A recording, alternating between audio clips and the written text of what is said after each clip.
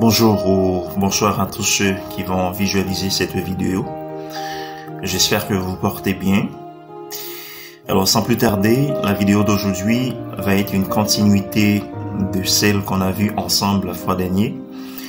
Là où on a parlé du phénomène du changement climatique, la genèse de ce phénomène, son histoire, sa définition, etc. Et en se basant sur cette vidéo, on s'était mis d'accord que ce phénomène ne nous tombe pas dessus par hasard, mais plutôt provoqué par nous-mêmes, à travers nos actions, notre façon d'agir, nos comportements, etc. Et donc, c'était justement à nous de trouver une solution à cette problématique. Mais la question qui s'était posée, c'était comment? Alors, petite introduction d'un concept phare de notre époque et qui fait couler beaucoup d'encre, celui du développement durable. C'est justement un concept qui a été créé suite à la découverte de ce phénomène du changement climatique. Et donc, pour une meilleure cohérence, toute action visée doit être en cohérence ou du moins en phase avec justement la sauvegarde de nos ressources naturelles et la durabilité de notre écosystème pour nous et pour la génération future. Néanmoins, selon la Convention cadre des Nations Unies sur le changement climatique, deux méthodes phares ont été fixées pour faire face au changement climatique. Alors ici, on parle des méthodes d'adaptation et des méthodes d'atténuation. Alors là, au jour d'aujourd'hui, on va tout simplement faire un survol de ces deux méthodes.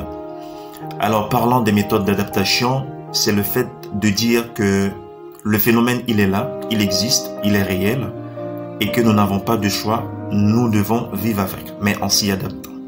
S'adapter comment? C'est en ciblant les conséquences et tentant de réduire les impacts qu'ils ont sur la communauté humaine et leur environnement.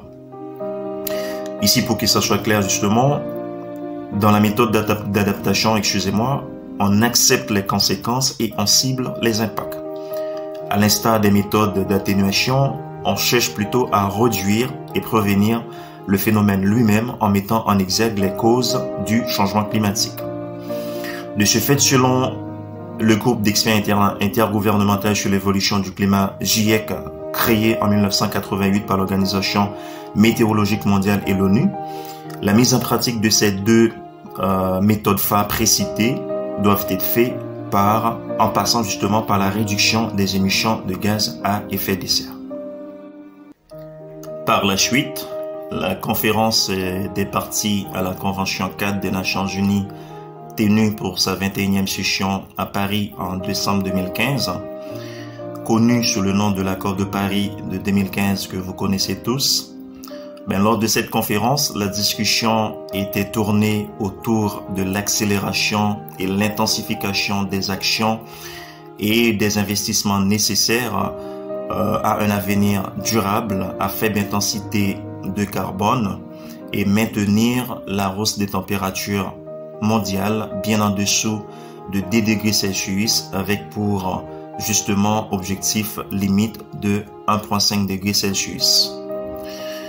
Entre autres, selon un rapport spécial publié par GIEC en octobre 2018, ils ont estimé avec une limite du réchauffement planétaire à 1,5 degrés Celsius pourrait justement aller de pair avec une société plus durable et plus équitable. Cependant, des changements rapides d'une portée considérable et sans précédent seraient nécessaires dans tous les aspects de la société, tels que plus d'efficacité énergétique, des moyens de transport moins polluants et accessibles à la majorité et non pas seulement à la minorité bien sûr, préférence de consommation d'énergie renouvelable, une urbanisation qui soit en phase avec le respect de l'environnement et j'en passe.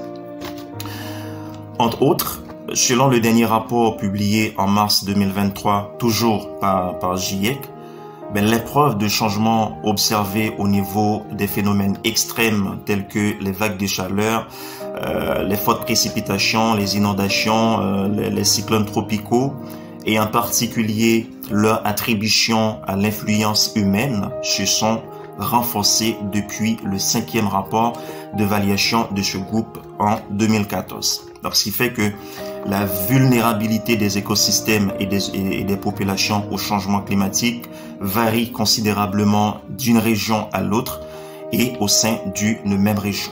Par ailleurs, selon les prévisions des experts du groupe des GIEC, si le réchauffement de la planète dépasse provisoirement 1,5 degrés Celsius au cours des prochaines décennies et au-delà, de nombreux systèmes humains et naturels seront confrontés à des risques supplémentaires graves par rapport à un maintien en dessous de 1,5 degrés Celsius. Donc l'objectif, c'est de limiter le réchauffement planétaire à 1,5 degrés Celsius, ce qui nécessite des changements concrets au quotidien dans nos activités et dans nos comportements envers la nature.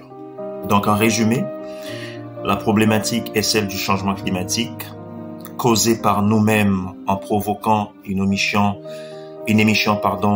de gaz à effet de serre plus élevée que d'habitude par nos activités et nos comportements bien sûr, et qui nous impacte en retour à travers tout ce que nous subissons aujourd'hui: sécheresse, vagues de chaleur, fortes précipitations, catastrophes naturelles et j'en passe, qui doit être justement solutionné par nous-mêmes à travers une autre façon d'exercer nos activités et d'une autre manière d'agir envers la nature.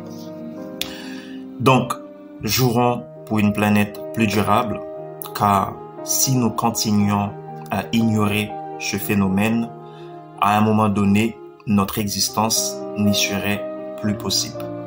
Merci de votre attention.